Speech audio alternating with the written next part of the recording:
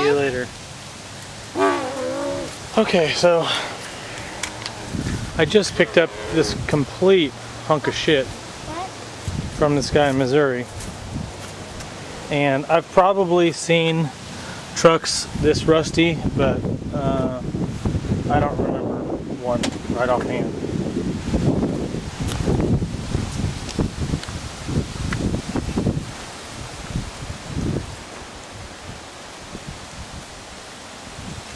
But that's not the kicker.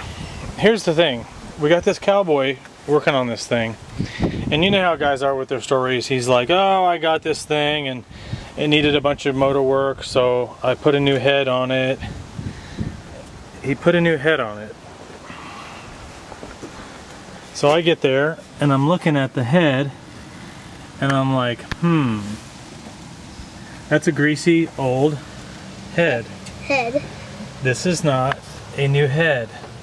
So this guy just got done working on this thing. He says, well, I was working on getting it running and I couldn't make it run, and I was thinking about, oh, this is the kicker. Here, I love this part.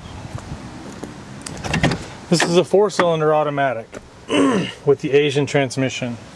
He says to me, I was thinking about just getting the GM bell housing and bolting a small block Chevy in here. That's what he was, that was his plan, is that if he didn't sell it or get it running, he was going to bolt a small block Chevy in here.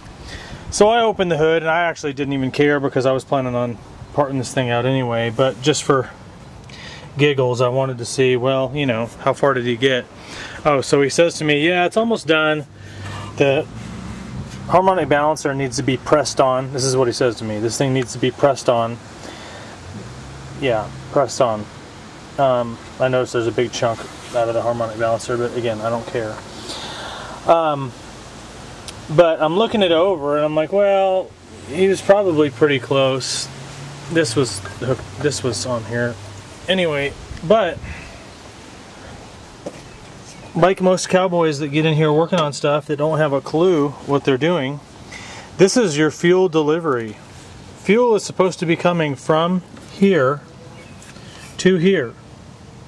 But instead, he's got fuel delivery coming to the return side of the fuel pressure regulator,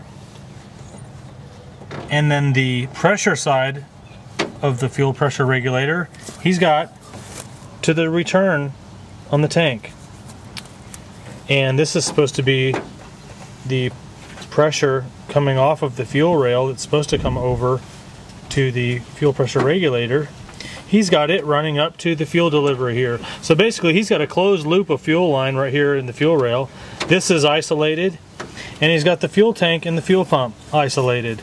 There's no fuel coming to this motor whatsoever. He told me the motor's strong though because I spun it over and it sounded good. What does that mean? Well, he spun it over and it sounded good. I'll bet you what happened was he spun it over and shot some starting fluid or something in it, and it fired and sounded good, and he couldn't figure out why he wasn't getting fuel. Eventually, these cowboys who don't have a clue, they give up and they call me, and then I come and get them, like I did this one. I actually went to get this thing primarily just because it has a brush guard on it. I was like, well, the brush guard's worth what I'm going to pay him for the truck. And then, come to find out, it's got some decent headlights, it's got some decent marker lights, it's got some decent BFGs with some Nissan wheels, it's got some manual hubs, it's got some usable interior parts. 88 is my favorite year for interior. And anytime I can get something with a usable 88 interior, I'm going to jump on it. Automatic transmission's probably good.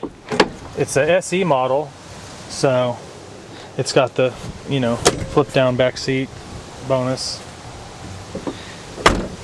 And all, you know, the body's all rusty, and most of the body parts are junk. But, you know, back end's full of parts. There's his radiator. Anyway, there's no real point to this video, I suppose, except that I just wanted to share this experience. I opened the hood on this thing and I looked at this and this, and I thought, if you don't have any idea what you're doing, why bother? Why bother?